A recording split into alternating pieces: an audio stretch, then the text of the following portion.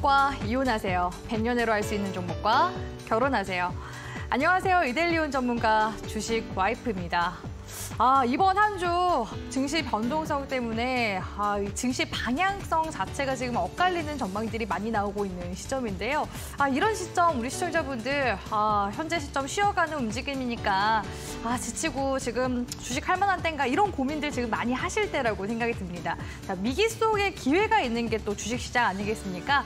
100년으로 종목 찾기 주쌤과 함께 하시면서 좋은 전략 세워나가셨으면 좋겠습니다.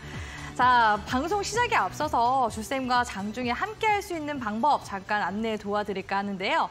화면 아래에 QR코드 보이실 텐데요. 이 네모박스 QR코드에 우리 시청자분들이 가지고 계신 스마트폰 카메라 어플을 키셔서 갖다 대시면요. 딱 3초 뒤에 링크가 하나 나올 겁니다. 그 링크 통해서 주쌤의 톡방에 넘어오실 수 있는데요. 주쌤 톡방에 넘어오시면 장중에 계속해서 이렇게 시장에 대한 변동성 관련해서 제가 브리핑 도와드리고 있으니까 참고하시고요. 또 최근에는 개별 종목군들 계속해서 새롭게 시장의 이슈로 테마 형성 계속 만들어 나가고 있는 모습들 관측이 되거든요. 그렇기 때문에 시장에 지금 들어오고 있는 이슈들도 잘 체크하시는 게 중요하겠죠. 이런 관련 이슈들까지도 제가 계속해서 시장 브리핑 함께 도와드리고 있기 때문에 톡방에 오셔서 도움 받아 가시고요. 또 수익을 그대에게 드리는 또 종목 자판기 역시도 주쌤이 자료 계속해서 업데이트 도와드리고 있습니다. 들어오실 때 코드명 1004 입력하셔야 들어오실 수 있거든요. 코드명도 꼭 입력하시고 넘어오시고요. 만약에 이 방법이 너무 어렵습니다 하시는 분들은요. 문자 100원의 정보 이용료 샵 3772번으로 주식와이프의 줄임말이죠. 주와라고 작성해서 보내주시면 역시나 톡방에 들어올 수 있는 링크 보내드리고 있습니다. 자, 오늘 방송도 주쌤이 시장 정리부터 시작해서 탑다운 종목 소개팅 그리고 고수익 매칭주까지 알찬 구성으로 준비를 해왔거든요. 계속해서 채널 고정해 주시고요. 바로 이어서 이번 주 증시 총정리 시간으로 넘어가 보도록 하겠습니다.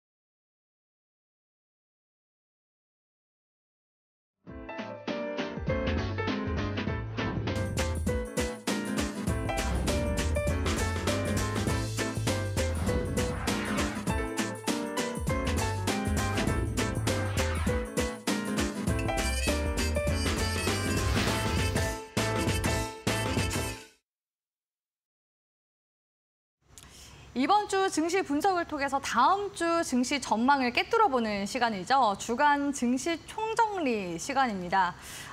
이번 한 주간의 시장 정리, 저는 딱 두 가지 키워드를 잡아보고 싶은데요. 첫 번째는 미국의 신용 강등 소식과 초전도체 테마 이슈. 네, 이렇게 두 가지 키워드가 현재 이번 주 시장을 휩쓸고 간 그런 이제 주제였다고 봐도 과언이 아닐 것 같습니다. 일단 미국의 신용등급 강등으로 인해서 우리나라 국내 증시뿐만 아니라 이번 주는 아시아 증시 전반적으로 증시 지수가 하락하는 모습들이 동반해서 보여줬었는데요. 일단은 이 미국의 신용 강등 소식이 처음 들어온 이슈는 아닙니다. 지난 5월 달에 미국의 부채 한도 협상 관련 이슈가 있었을 때 당시에 미국의 신용등급 강등에 관한 경고의 목소리가 좀 높아졌었거든요. 다행히 이제 부채 한도 협상이 잘 진행이 되고서 마무리가 되면서 관련 이슈가 좀 들어가나 싶었는데 이렇게 기습적으로 미국의 신용평가사, 3대 신용평가사 중 하나인 피치가 트리플 A에서 더블 A 플러스로 강등을 하게 되면서 전반적으로 증시 좀 변동폭을 키우는 모습이었습니다. 다만 지금 현재 시장에서 비교하고 있는 시점이 2011년도 이제 시점과 많이 좀 비교가 되거든요.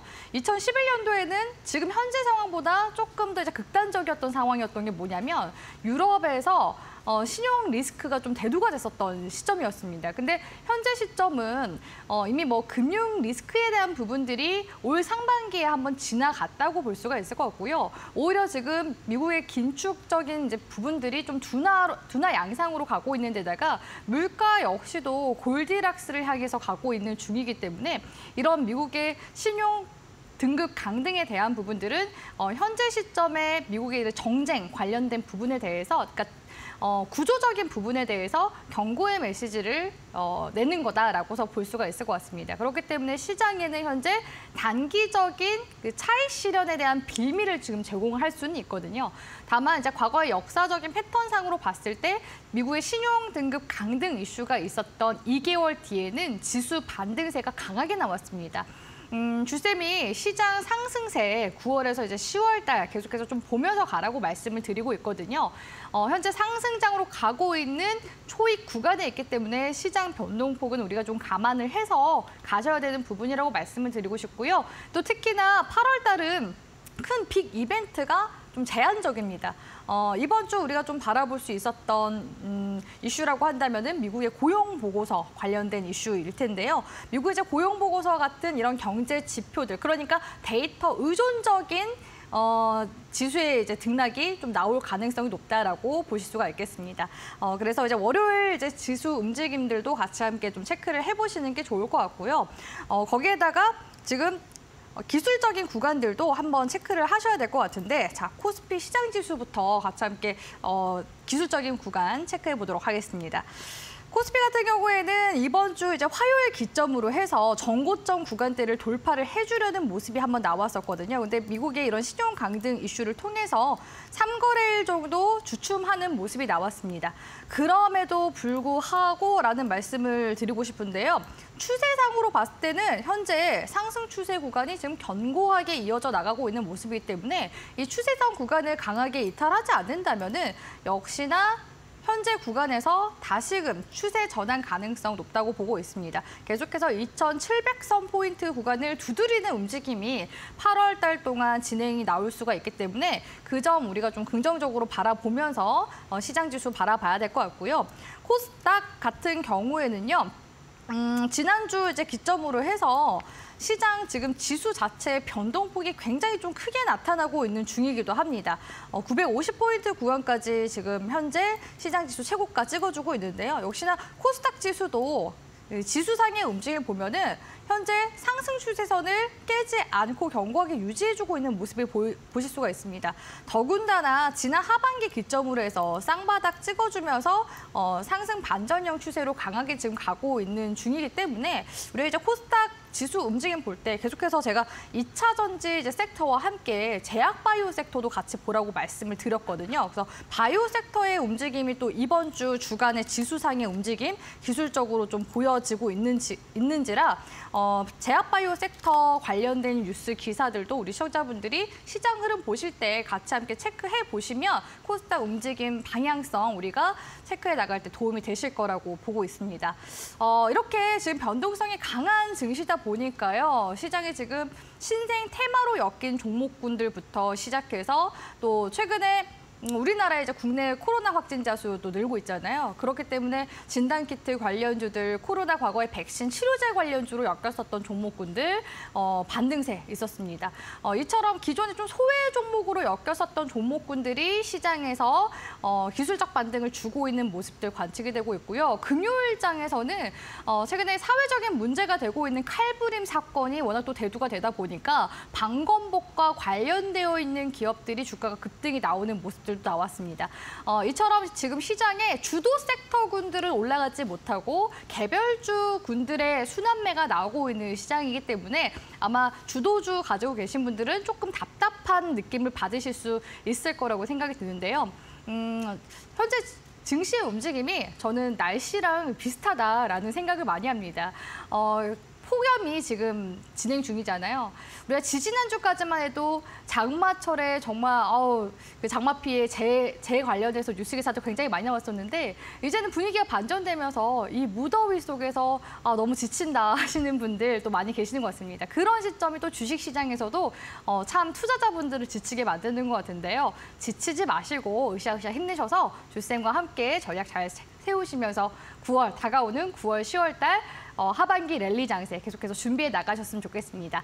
자, 시장 정리는 이 정도로 마치도록 하고요. 이번 주 우리를 울고 웃게 만들었었던 핫앤쿨 종목군들 같이 함께 살펴보도록 하겠습니다. 자, 이번 주 핫했던 사실 테마 섹터로 본다면 초전도체 관련주를 들어볼 수 있을 것 같은데요. 초전도체 관련주 중에서 주쌤이 또 이데일리 방송 통해서 관심주로 제시 도와드렸었던 종목 중에 하나가 초전도체 관련 이슈가 붙으면서 강하게 시세를 내주더라고요. 그래서 오늘은 제가 핫 종목으로 제가 기존에 이데일리 TV에서 드렸었던 관심주 파워로직스를 제가 핫 종목으로 꼽아봤는데요. 파워로직스 같은 경우에는 최근에 3거래일 정도 강세 움직임이 나왔습니다. 사실 제가 드렸었던 매수가 대비해서는 100% 가까이 이제 찍어주기도 했었는데요. 그런데 주가 움직임 같이 함께 보도록 할까요? 주가 움직임 보시면은 초전도체 이슈가 이제 부각된 시점에서 딱 2거래일 경쯤이었을까요? 2거래일 경쯤부터 시작해서 대량 거래랑 함께 들어와 주더니 시세가 한번 반짝 나왔다가 다시 올렸던 시세를 되돌림하는 모습이 나와주고 있습니다. 원래는 제가 파워로직스를 폐배터리 이제 관련 이제 이슈로 보고서 우리 시청자분들께 제시를 도와드렸던 종목이거든요. 그런데 파워로직스가 퀀텀 에너지 투자 연구소에 지분을 투자했다라는 이슈들이 부각이 되면서 초전도체 관련주로 엮이면서 올라갔습니다. 퀀텀 에너지 연구소 같은 경우에는 최근에 이 초전도체 관련 논문을 발표를 하기도 한 연구소라고 볼 수가 있겠는데요. 이에 따라 이렇게 연구소에 지분 투자를 단행했었던 기업들이 파워로직스뿐만 아니라 시장에서 상승세가 높이 나왔다고 볼 수가 있을 것 같고요. 또 특히나 또 파생된 그런 또 이슈들도 같이 좀 엮이면서 올라오더라고요. 초전도체 이제 물질에 히토류가 필요하다, 구리가 필요하다. 이런 이제 이슈들까지 붙으면서 파생 테마까지도 같이 함께 움직이는 모습 나와줬었는데요. 근데 금요일에 이제 우리나라 쪽에서 이제 검증을 한번 했었죠. 근데 초전도체가 아직까지는 실현 단계가 아니다라는 얘기를 했고요. 또 연구소 대표 쪽에서는 한 달 정도만 시간을 달라 세계가 또 깜짝 놀랄 거다라는 이야기를 하게 되면서 금요일 장세에서 변동성이 굉장히 크게 나왔습니다. 그렇기 때문에 지금 현재 향방을 알기가 좀 어려운 시점이라고 볼 수가 있을 것 같고요. 파워로직스뿐만 아니라 지금 초전도체 관련주로 올라갔었던 종목군들의 기술적인 움직임을 보니까 월봉상의 중장기 이평선이죠. 중장기 매물대를 맞고 저항을 받고 떨어지는 모습들이 관측이 되더라고요. 그러니까 이제 현 구간에서부터 약 한 달 정도 이제 기간이 있다고 친다면 변동성이 굉장히 크게 나올 가능성이 높거든요. 그렇기 때문에 우리 시청자분들이 매매하실 때 좀 주의를 하시는 게 중요할 것 같다라고 말씀을 드리고 싶고요. 계속해서 초전도체 관련 섹터 더 봐도 될까요 하시는 투자자분들이 계신데 제가 이번 주 이데일리 방송 나오면서 초전도체 관련 섹터들 지금 올라가고 있는 시점이기 때문에 기존에 보유하고 있었던 분들은 매도 관점으로 보시고 만약에 단기적으로 매매를 하시더라도 당일 매매 위주로 보라고 말씀을 드렸었거든요. 그렇기 때문에 변동성에 대한 부분들을 우리가 좀 고려했을 때 신규 진입에 대한 부분은 아무래도 좀 부담감이 있다라는 부분들 체크해 나가셨으면 좋겠습니다. 그렇기 때문에 초전도체 관련 종목군들 신규 진입에 대한 부분들 부담감을 우리가 좀 가져볼 필요성은 있다라고서 정리를 도와드리고 싶고요.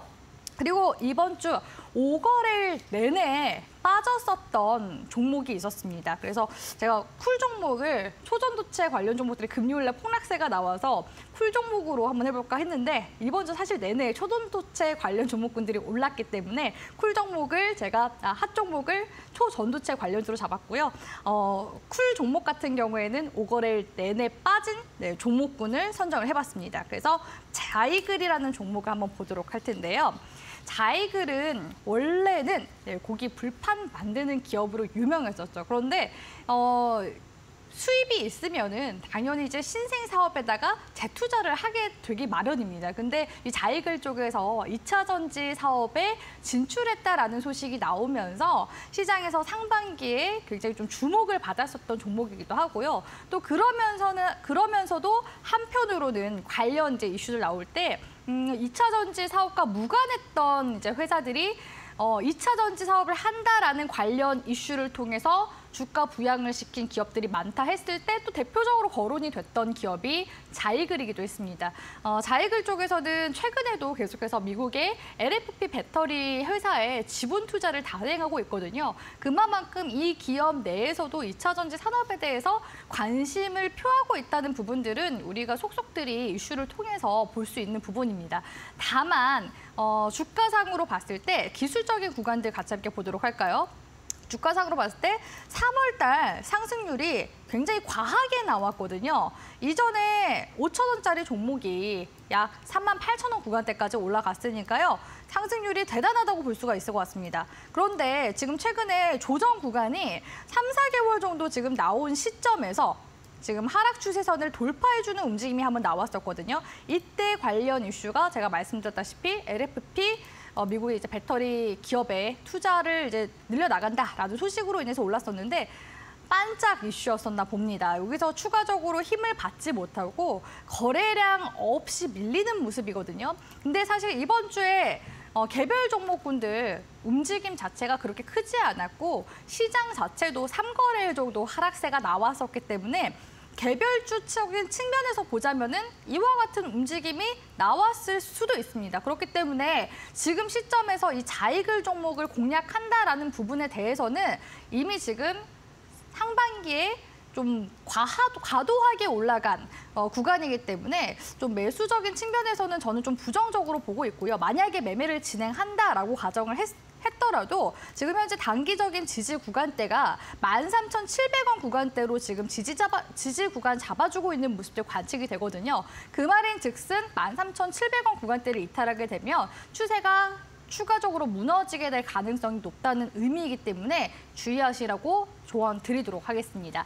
자, 이렇게 이번 주 시장 총정리부터 시작해서 핫앤쿨 종목까지 알아봤는데요. 또 주쌤이 또 준비해온 강의까지도 우리 시청자분들 시청하셔야 되겠죠. 자, 주쌤의 강의를 더욱 알차게 듣는 방법 안내 도와드리도록 하겠습니다. 제가 매주 토요일마다 탑다운 종목 소개팅 통해서 업황 분석들 도와드리고 있는데요. 그 업황에 따른 종목들을 제가 수익을 그대게 드리는 종목 자판기를 통해서 계속해서 정리해서 톡방에 무료로 제가 올려드리고 있습니다. 우리 시청자분들이 직접 종목 발굴하시고 찾으려고 하시면 너무나 힘드시잖아요. 그렇기 때문에 현재 시장에 들어오고 있는 이슈 섹터들, 트렌드 섹터들, 주쌤 관점에서 실적 괜찮고 현재 위치에서 접근해볼 만한 그런 기업들만 모아놓은 자료니까 많은 활용해보시길 바라겠습니다. 자료 받을 수 있는 방법은요. 화면 아래에 QR코드 보이실 텐데요. 이 QR코드에 우리 시청자분들이 가지고 계신 스마트폰 카메라 어플을 키셔서 갖다 대시면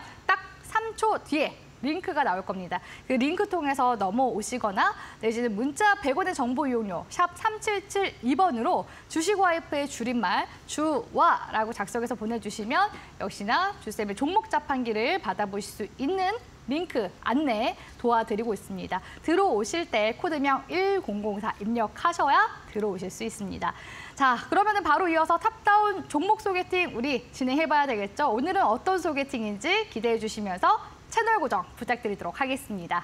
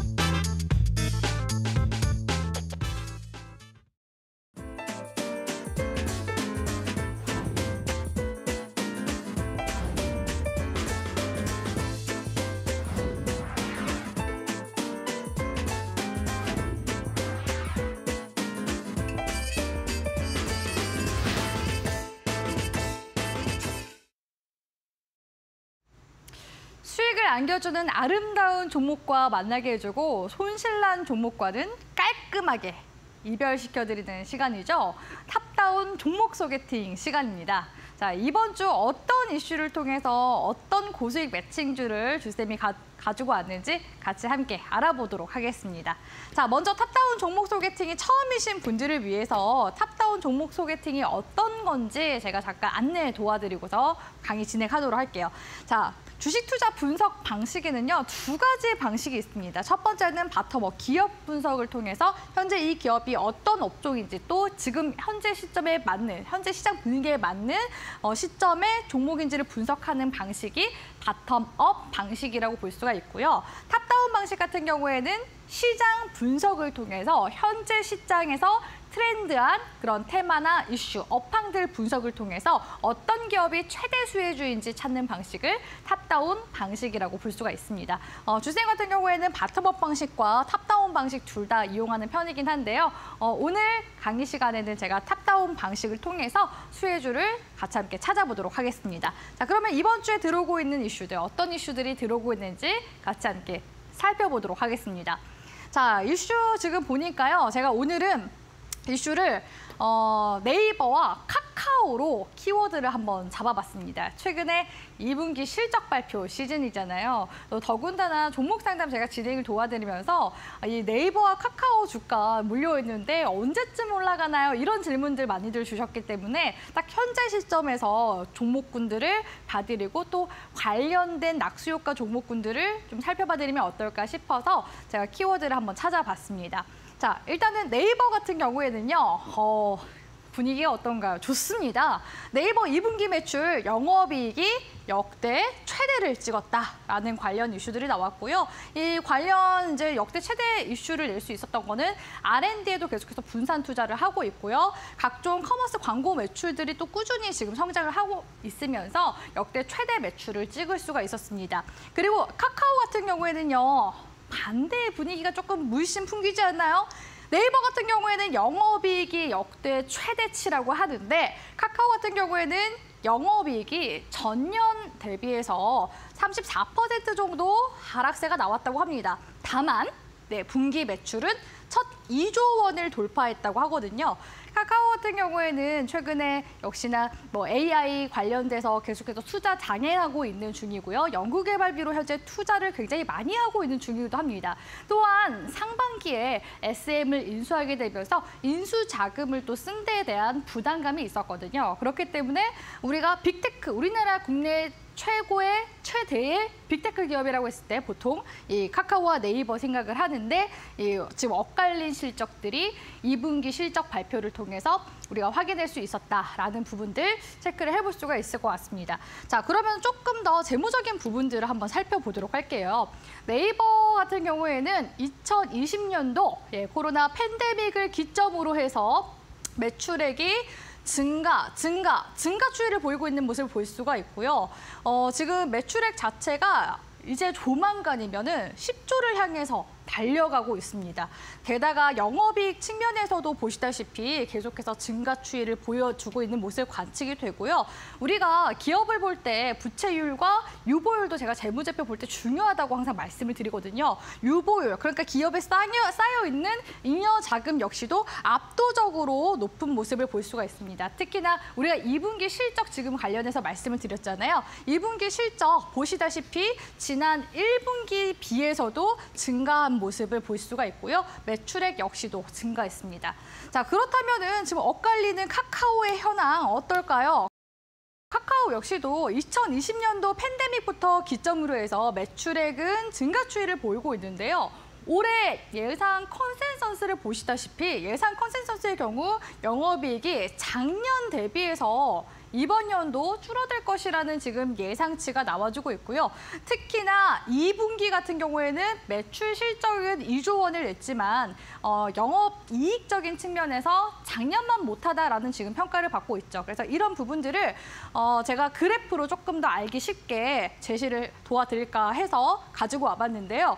네이버 같은 경우에는 지금 영업이익 추이가 안정적인 모습을 보여주고 있는데 카카오 같은 경우에는 오히려 지금 지금 떨어지고 있는 모습을 볼 수가 있습니다. 그러니까 현재 시점에서 우리가 이런 네이버나 카카오 종목군들을 매매할 때 사실 실적과 주가는 같이 함께 따라가지 않습니까? 그러니까 실적적인 부분에서 카카오가 네이버보다는 리스크가 조금 더 현재 있는 부분이다. 리스크가 현재 있는 부분이기 때문에 매매 매력도에 대해서는 네이버가 지금 현재 좀 더 있다고 보셔야 되겠죠.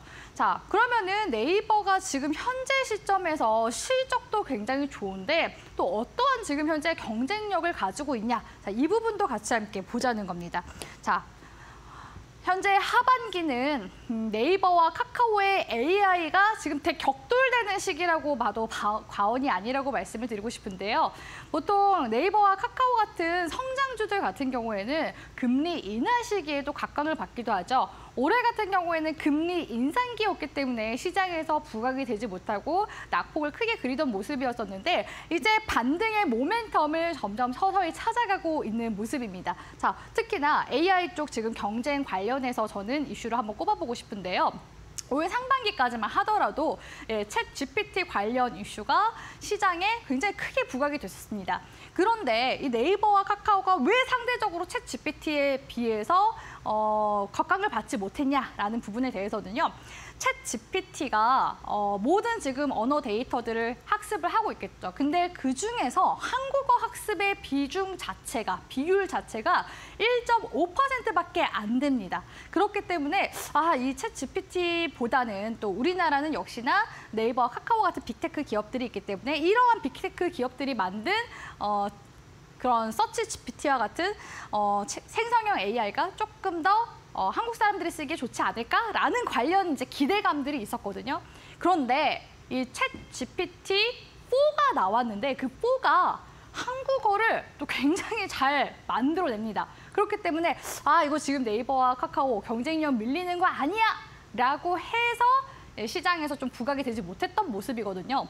그런데 이제 네이버와 카카오는 지금 현재 꾸준히 생성형 AI에 투자를 하고 있고 연구를 하고 있는 중에다가 네이버 같은 경우에는 이번 달이죠. 8월 24일에 네이버의 자체 생성형 AI인 하이퍼클로버 X를 출시를 하게 됩니다. 그렇기 때문에 카카오보다는 조금 더 빨리 이 생성형 AI를 출시를 한다고 볼 수가 있고요. 카카오 같은 경우에는 올해 3분기 중에 공개를 한다고 했었는데 네이버보다는 시기적으로 조금 뒤처지는 모습이 관측이 되고 있습니다. 자, 네이버와 카카오 정말 비슷한 듯하지만 또 다른 둘이라고 볼 수가 있을 것 같은데요. 우리가 검색을 할 때 보통 포털 사이트를 통해서 검색을 하잖아요. 그러니까 이 검색에 지금 기반이 되어 있는 기업이 네이버라고 볼 수가 있을 것 같고요. 우리 또 카카오 같은 경우에는 우리 시청자분들도 주쌤 톡방에 넘어오실 때 그 톡 쓰시고 계시잖아요. 네, 맞습니다. 메시지에 조금 더 특화된 회사가 카카오라고 볼 수가 있습니다. 둘 다 빅테크 기업으로서 수많은 이용자들이 지금 이러한 두 기업들의 포털 사이트와 메신저를 이용을 하고 있는데요. 사실 주쌤 관점에서는 또 네이버가 조금 더 우위에 있다고 생각하는 건 뭐냐면 우리가 검색 많이 하는데 그 검색 거의 네이버 통해서 많이 그 검색을 하잖아요. 구글이 우리나라 한국에 지금 자리를 잡지 못한 이유가 뭐냐면 한국 사람들이 이미 지금 네이버 포털을 많이 사용하고 있기 때문에 그 점을 지금 파고들지 못했기 때문에 구글이 조금 뒤처질 수밖에 없었습니다. 우리나라에서는. 그렇기 때문에 우리나라에 지금 인구 5천만에서 거의 4천만 가까이가 현재 네이버를 통해서 검색을 하고 있기 때문에 이 검색에 대한 측면에서는 저는 네이버가 좀 더 우위에 있다라고 보고 있고요. 카카오 같은 경우에는 지금 계속해서 차별화도 하고 있고 문어발식의 사업들도 확장을 하고 있지만 이 메신저 시장 같은 경우에는 대체가 또 가능하기도 하거든요.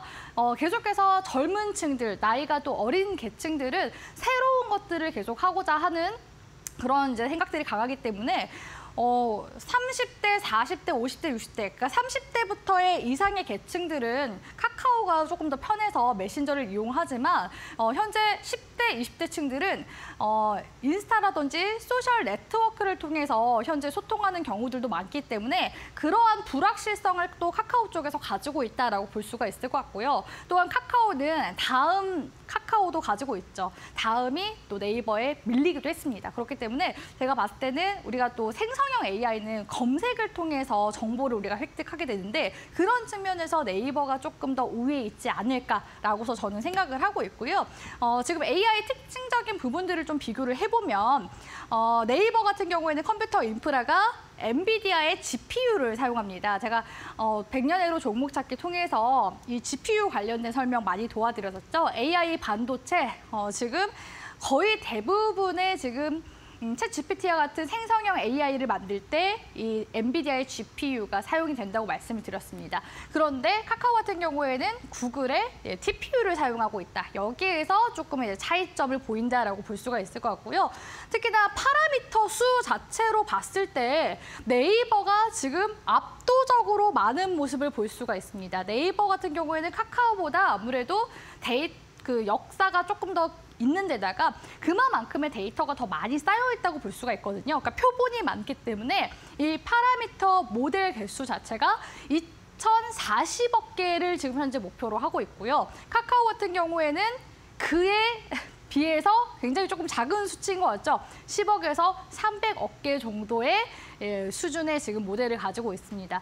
또한 네이버는 삼성전자와 또 같이 함께 우리나라에서 정말 몇 안 되는 또 슈퍼컴퓨터를 보유하고 있는 기업이기도 하거든요. 그렇기 때문에 생성형 AI 쪽에서는 네이버가 조금 더 지금 앞서가는 모습들을 관측을 해볼 수가 있을 것 같고요. 또 이런 이제 AI 같은 경우에는 선점 효과가 또 중요하기 때문에 보통 플랫폼 기업들이 선점 효과를 누리는 경우들이 많잖아요. 그렇기 때문에 이번에 네이버 하이퍼 클로버 X가 시장에서 긍정적인 평가를 받게 되고 또 우리나라 사람들이 유저들이 또 많이 이용하게 된다면은 네이버에 대한 플랫폼 영향력은 조금 더 커질 수밖에 없다라고 볼 수가 있겠습니다. 자, 그러면은 지금 현재 세계에서 지금 만들고 있는 이 생성형 AI와 네이버에서 만들고 있는 AI는 어떠한 차이점을 가지고 있을까? 자, 이 부분을 제가 한번 가지고 와봤는데요, 자료를. 일단 챗 GPT 같은 경우에는 언어가, 중심 언어가 뭐죠? 네, 오픈 AI, 미국에서 만든 회사잖아요. 그렇기 때문에 언어 역시도 거의 영어 중심이라고 볼 수가 있겠습니다. 물론 요즘에는 이제 한국어로 질문을 해도 한국어로 답변 잘해주긴 하지만 그래도 우리가 그 윤리적인 부분에서 봤을 때 챗 GPT는 아무래도 그 데이터가 영어권 기반이기 때문에 동양권 쪽에 그런 기반이 된 윤리적인 부분이 좀 다를 수가 있거든요. 그런 차별성이 있다라고 볼 수가 있을 것 같고요. 역시나 파라미터, 매개 변수 개수가 현재 네이버보다 적습니다. 1,750억 개 정도이거든요. 그리고 네이버에서 만들고 있는 이 생성형 AI는 2,000억 개 이상을 현재 목표로 하고 있기 때문에 오픈 AI보다 언어적인 측면에서는 네이버가 조금 더 이제 우위에 설 가능성이 높다라고 볼 수가 있을 것 같고요. 또 네이버 이제 기반으로 되어 있는 또 언어 번역 서비스 중에서 파파고 있잖아요. 파파고에도 연계가 돼서 사용이 될 가능성이 높기 때문에 언어 쪽 관련해서는 네이버를 계속해서 우리가 좀 긍정적으로 생성형 AI를 바라볼 수가 있을 것 같고 우크라이나 재건 이슈가 있었을 때 네이버 쪽에서 같이 협업을 한다고 참여를 했었거든요. 자, 우크라이나가 지금 전쟁 중에도 불구하고 이렇게 생성형 AI에 관심을 갖는 게 뭡니까? 현재 지금 이 시대적인 흐름이 큰 물결이 AI라는 거대 메가 트렌드 속에서 이렇게 선점을 하지 않으면 플랫폼 선점을 하지 않으면 결국에는 이런 오픈 AI와 같은 미국의 기업들에 의해서 플랫폼 식민지가 될 가능성이 높거든요. 그렇기 때문에 지금 각국에 있는 국가들도 계속해서 생성형 AI에 관심을 갖고 기술력을 끌어올리기 위해서 노력 중에 있고요. 우리나라는 지금 네이버가 그렇게 지금 동남아 쪽에 러브콜 받죠. 또 프랑스 쪽, 유럽 쪽에서도 계속해서 러브콜을 받고 협업을 진행하고 있기 때문에 계속해서 이 네이버 쪽에 대한 생성형 AI 쪽 분야에 대해서는 기대감이 현재 큰 상황이라고 볼 수가 있겠습니다. 또한 네이버는 우리가 또 쇼핑할 때 많이 이용하잖아요. 쇼핑할 때 그 사람의 그런 성향 같은 거를 또 파악을 해서 제시를 해줄 수가 있고 또 역시나 이 쇼핑 인프라를 광고주들도 많이 이용하잖아요. 그 광고주들이 원하는 광고 문구나 이미지 생성 이런 것들을 다 이제 네이버에서 만든 생성형 AI가 해줄 가능성이 높기 때문에 사용성에 있어서 또 특히나 한국 그리고 일본에서도 네이버 많이 쓰죠. 라인, 동남아 이쪽에서는 비영어권 국가에서는 네이버의 이 생성형 AI를 쓸 가능성이 지금 현재 높다라고 볼 수가 있겠습니다. 자, 그런 관점에서 지금 이 네이버에서 만들고 있는 하이퍼 클로버 X의 특징들 몇 가지를 제가 한번 정리를 해봤는데요. 하이퍼 클로버 X 같은 경우에는 어떤 질문에도 이용자가 원하는 형태로 답변을 해준다라는 장점이 있고요. 특히나 제가 아까 말씀드렸었던 오픈 AI 같은 경우에는 영어권을 기반으로 하고 있잖아요. 근데 지금 한국어 데이터를 이제 학습을 해서 그 사용자에게 맞게 답변해주기 때문에 친화적으로 조금 더 볼 수 있을 것 같다라고 볼 수가 있을 것 같고 또 읽기나 쓰기, 뭐 코딩, 검색, 요약 이런 추천 기능뿐만 아니라 전문 지식들을 추가로 학습시켜서 맞춤형 초거대 AI를 개발할 수 있다라는 특징을 가지고 있습니다. 자, 이렇게만 얘기하면 이해가 좀 잘 안 되실 수 있을 것 같아서 제가 이게 가지고 왔는데 기존의 검색과 이 지금 생성형 AI를 썼을 때의 장점은 뭐냐? 자, 직관적인데 우리가 지금 현재 검색할 때 네이버의 설립 연도라고 검색을 하면 네이버 그 백과사전이 가장 먼저 위에 뜹니다.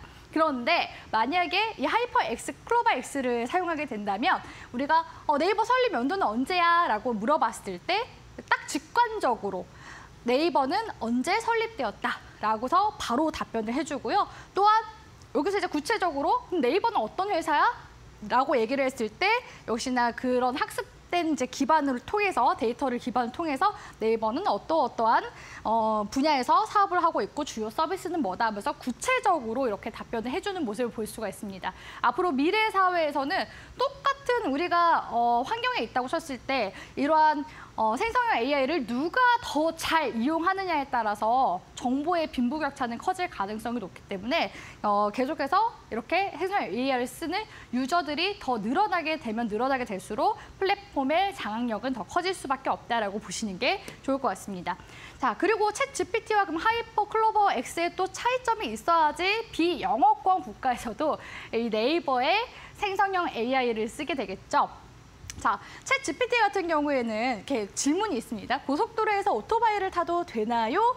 라고 질문을 하면 챗 GPT 같은 경우는 말씀드렸죠. 윤리적인 부분들, 그러니까 영어권에서 만든 그런 플랫폼이기 때문에 영어권에 대한 데이터 학습을 하고 있습니다. 그래서 똑같은 질문을 주더라도 챗 GPT는 뭐 일반적으로 고속도로에서 오토바이를 타는 것은 가능하다. 근데 우리나라 같은 경우에는 고속도로에서 타면 안 되잖아요. 근데 이러한 규제는 각 국가나 뭐 지역에 따라 다를 수 있다. 이렇게 답변이 나오는데 우리나라의 이 생성형 AI인 하이퍼 클로버 X 같은 경우에는 한국을 기반으로 하기 때문에 한국에서는 고속도로와 자동차 전용 도로에서 오토바이 통행이 금지되어 있다라고 명확하게, 명쾌하게 한국 사람들이 딱 궁금해하는 질문에 대한 답변이 문화적으로 가능하다는 겁니다. 그렇기 때문에 챗 GPT보다 한국어에 대한 학습 능력이 지금 6,500배나 더 높다라고 볼 수가 있고 이렇게 한국 문화권에 대한 이해가 풍부하다라는 장점을 가지고 있다라고 볼 수가 있습니다. 그래서 지금 현재 이 네이버의 하이퍼 클로버 X의 라인업을 보시다시피 7월 달부터 이제 시작해서 스타트업 기업들을 대상으로 이제 성공개를 했고요. 이제 8월 달에 8월 24일 날 하이퍼 클로버 X가 오픈이 됩니다. 그렇기 때문에 이 관련 이슈들이 주식시장에 들어올 가능성이 높겠죠. 그리고 이 이슈가 오픈해서 끝나는 게 아니에요. 계속해서 이제 서비스를 확장시켜 나갈 거거든요. 그렇기 때문에 평가가 긍정적으로 나올수록 이용자 수가 늘면 늘수록 이 네이버에 대한 영향력 역시도 커질 수밖에 없어서 그에 대한 기대감이 이제 하반기에 계속해서 들어올 가능성이 높다라고 보시는 게 좋습니다.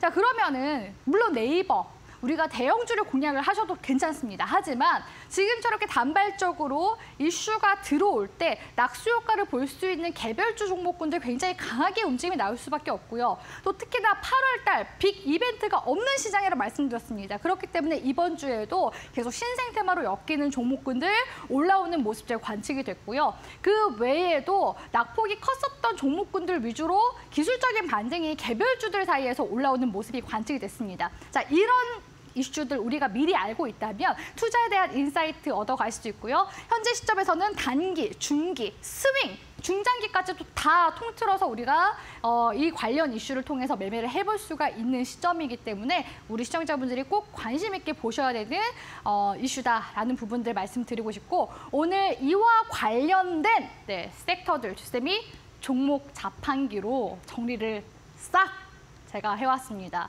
자, 네이버 하이퍼 클로버 X에 수혜를 받을 수 있는 최대 수혜주 종목군들 몇 가지가 있더라고요. 그 종목군들 우리 시청자분들 찾으시려면 시간이 꽤 걸릴 겁니다. 주쌤도 이거 찾으면서 시간이 좀 오래 걸렸었거든요. 우리 시청자분들의 시간을 주쌤이 싹 줄여드리도록 하겠습니다. 톡방에 넘어오시더라도 이 관련 종목 자판기 드리도록 할 테니까요. 자, 톡방에 들어올 수 있는 방법 귀 쫑긋해서 들으셔야 되겠죠. 화면 아래에 QR코드 보이실 텐데요. 이 QR코드에 우리 시청자분들이 가지고 계신 스마트폰 카메라 어플을 갖다 대시면요. 딱 1초, 2초, 3초 뒤에 링크가 나올 겁니다. 그 링크 통해서 넘어오시거나 문자 100원의 정보 이용료 샵 3772번으로 주식 와이프의 줄임말 주와라고 작성해서 보내주시면 역시나 이 종목 자판기 받을 수 있는 방법 안내 도와드리고 있으니까요. 주쌤 톡방에 넘어오실 때 코드명 1004 입력하는 것도 잊지 마시고 종목 자판기만 받아가지 마세요. 제가 계속해서 톡방에 시장에 관련된 브리핑들 그리고 각종 뉴스픽 도와드리고 있으니까 많은 활용 부탁드린다는 말씀 드리도록 하겠습니다. 자, 그러면 오늘 이렇게 탑다운 종목 소개팅을 통해서 우리가 매칭해 볼 수 있는 고수익 매칭주는 뭐가 있을까요? 바로 이어서 고수익 매칭주 시간으로 넘어가 보도록 하겠습니다.